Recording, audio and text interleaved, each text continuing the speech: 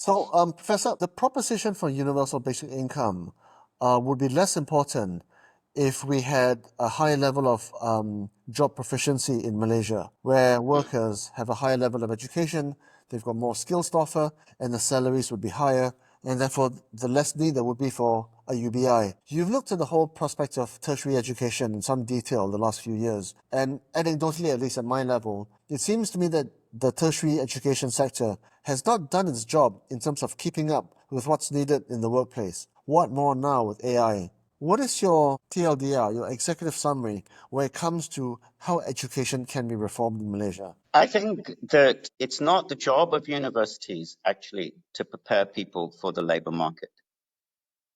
And that's the real root of the problem in Malaysian higher education, both in the public sector and particularly in the private sector. Many people go into university from school because they are promised by the university that getting a degree will get you a good job and a good salary. And that's just not true, actually. Because if you look at the data, 50% of graduates are not in graduate outcomes. They're unemployed, underemployed, which means they have a job which is below their qualifications, or they are outside of the labor market.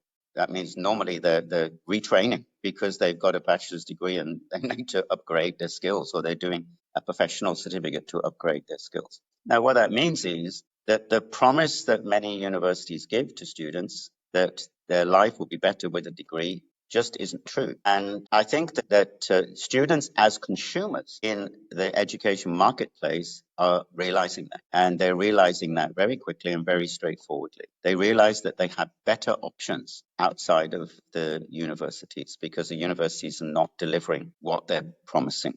Now that's a problem for the universities in the sense that if the product you're selling loses its credibility, people will stop buying it. And we are seeing that now. We're seeing that kids are coming out of school, and instead of going into university or TVET or any form of tertiary education, they're taking up a job, and they're taking up a job straight away, and they don't care whether it's a gig economy job, a low paid job. They don't care because they're able to get the job, number one. And number two, if they went to university, they would delay that process of getting a job for 3 or 4 years, foundation course, and then a 3-year degree, up to 4 years. And then what they find when they graduate, the starting salary of graduates is no better than the starting salary of somebody outside of who came straight in out of school. The starting salary of graduates, on average, according to Department of Statistics Malaysia, is barely in line with the minimum wage. Now, 1,700 a month minimum wage.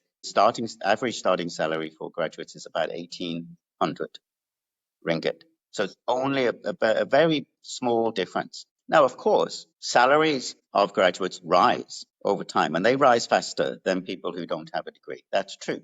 But the average salary of graduates is still only between 4,000 and 5,000 a year after having worked for 4 or 5 years. Now, in the meantime, they will have delayed going to university for 3 or 4 years. Sorry, going into the labor market for 3 or 4 years by going to university, and they have to pay for that. They have to pay tens of thousands in fees, or they take out a loan through PTPTN and they're carrying that loan. And when you add all of that up, the lost income, the loan, low starting salaries, the very mediocre increase in salaries over time, many people are saying, you know what, it's just not worth it. And that's why we are seeing, not just here in Malaysia, but in other parts of the world, we're seeing people saying, I just don't see the value in the product that is being sold by the universities, particularly the private universities. And as a consequence, I'm going to delay, or perhaps I won't go at all. Or perhaps, you know what, if I want to do IT, I'll go directly to Microsoft. I'll get a Microsoft certificate. I don't need to go and get a 3 or 4 year degree. If I'm a university where the lecturers are already out of date, the lecturers aren't keeping up. Well, you mentioned, the lecturers aren't keeping up with AI.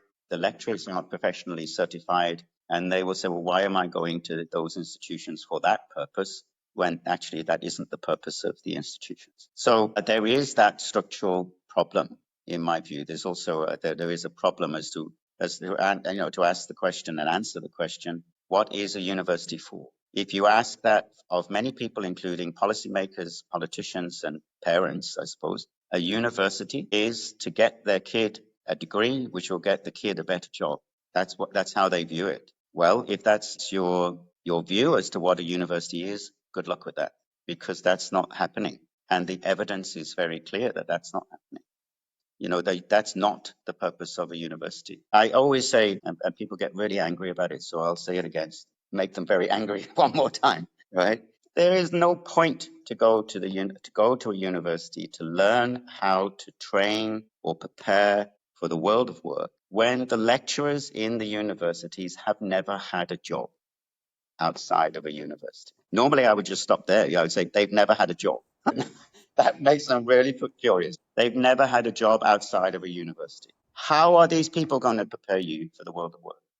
Makes no sense. I'm so glad you're saying all these things, Prof. I really am, because it seems patently obvious to me as a parent, as well as a graduate myself, that at least in the last 3 decades, universities have not prepared people for the working world because it's just inadequate.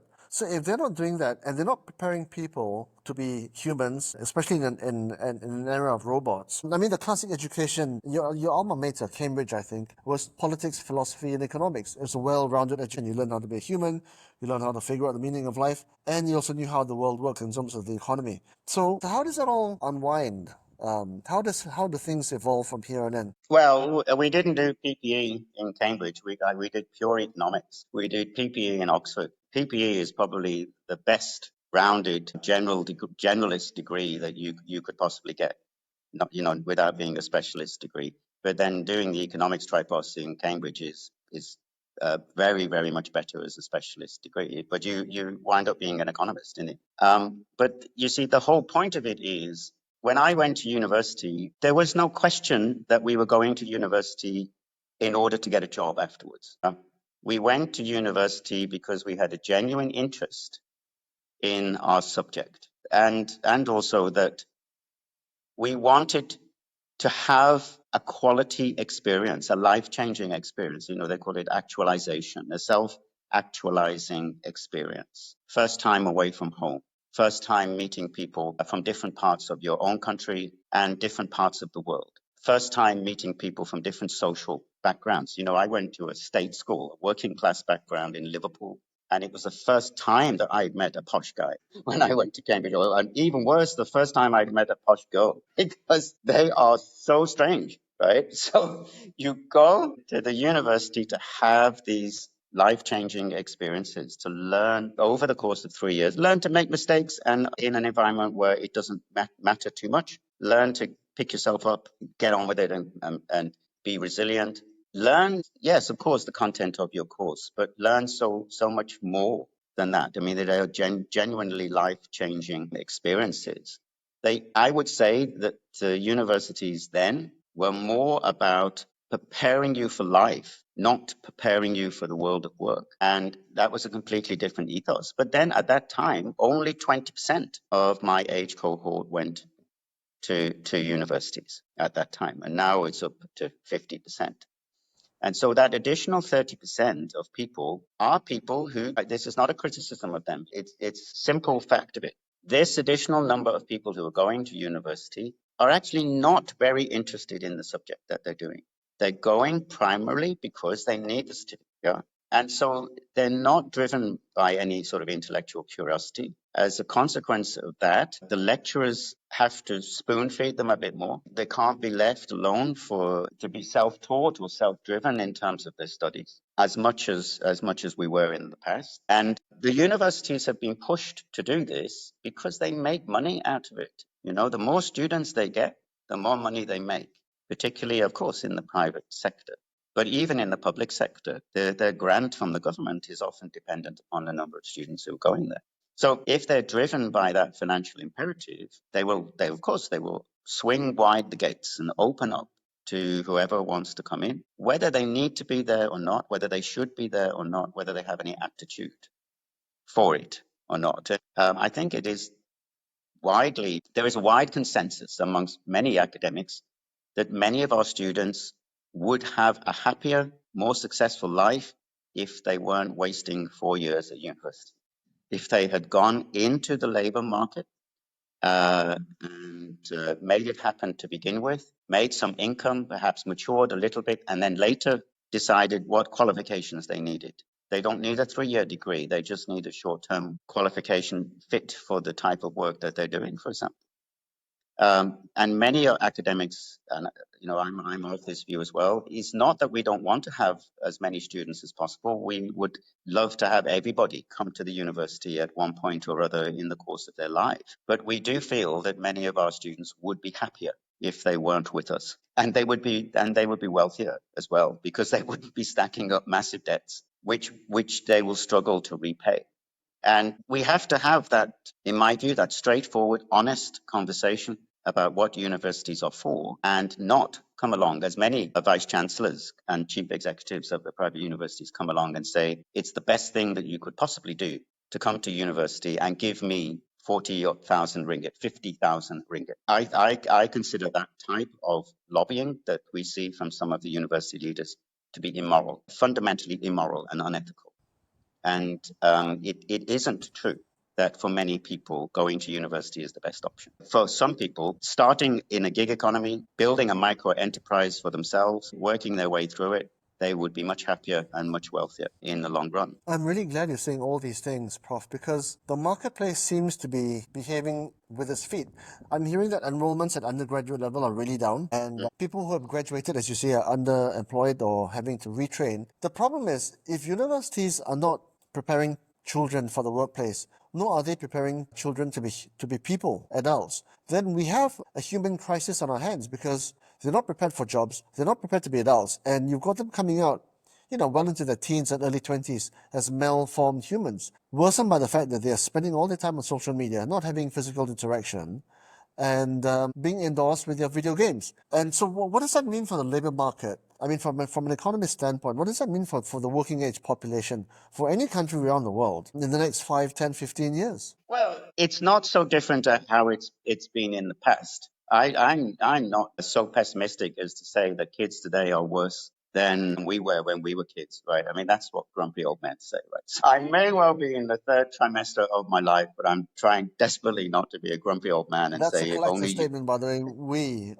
yeah, if only you cut your hair and got a suit and pulled yourself together and did what I did. I was equally ill-disciplined when I was growing up, and I think actually that we should allow kids to be in this ill-disciplined. I don't see that's a bad thing at all. It's a part of them finding out what they want to do in their life. In terms of the labor market, the truth is that the high skilled or high qualification type jobs that we are preparing people for in the universities, and we do this actually, I mean, for all the criticism of the universities, we do provide people with training, skills, and certification at a high level. We do that at a world level. It's the same equivalent level as you would get in other countries. We certainly do that.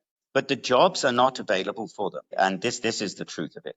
Yeah. We want to prepare people for a job in AI. There are no jobs in AI available in Malaysia. Where are the jobs in AI available? Overseas, right? So that's where they will go, right? Or we want to prepare them for jobs in any sort of high tech industry. We don't have those jobs available in the numbers that we are graduating. That's just the truth of it. That's what underemployment is, right? It means their qualification is higher than the job that they need, right? And that's an issue the universities can solve. The universities cannot improve the number of high skilled jobs. They cannot improve investment in high skilled or high value added industries. The universities cannot do that. And if you say to me, as many people often say to me, you've got to prepare your students for the labor market. My response is often to say to people, well, two things. Either I say, sure, I'm going to teach them how to use Waze and how to become an e-hailing driver or a delivery boy, because that's where the jobs are, right? You want me to stop teaching them economics and teach them how to ride a motorbike? I'll do that if that's how you want me to prepare them for the market. But the other thing that I often say when I'm confronted with this type of issue, you should be preparing people for the world of work, preparing people for industry and so on, is I say to the industry leaders, you pay for it. Why aren't you paying for that? Why is it my job to do your training? You don't pay me, you don't pay my salary, so you don't pay my students, right? You don't give us anything at all. So why should I change my approach from teaching people higher order thinking, critical analysis, giving them exposure to new ideas, interesting ideas, encouraging them to debate. Why should I give all of that up to teach them how to flip burgers for your company when you don't give us a single cent in support? Yeah. This is a market. You want me to train your people, you pay me to train your people. You don't pay me, I don't train your people. Our students come, they want to have a higher education, not an uplifted training center. If they want an uplifted training center, let the business community pay for that. And if they don't pay for that, they should keep their mouth shut. And when we graduate our students and send them to work, let them do the training. Let them do the workplace training, because the workplace training will benefit their company. Yeah. And we cannot do that for them. Okay. So there is this, and I think it's an interesting and engaging debate if we're prepared to engage in the debate, which is to say to people who tell us universities should be like this, and to say, you've never worked in a university, don't tell me how to do my job, right? You never worked in a university, you possibly didn't go to a university, you certainly didn't go to a world-class university, so don't tell me how to do my job, right? The job of a university is very clear. It's to give people access to world-class, cutting-edge, up-to-date training, learning and teaching, research and development, and collegiate and community engagement, so that they can develop themselves as an individual to be prepared for life, not prepared for the labor market.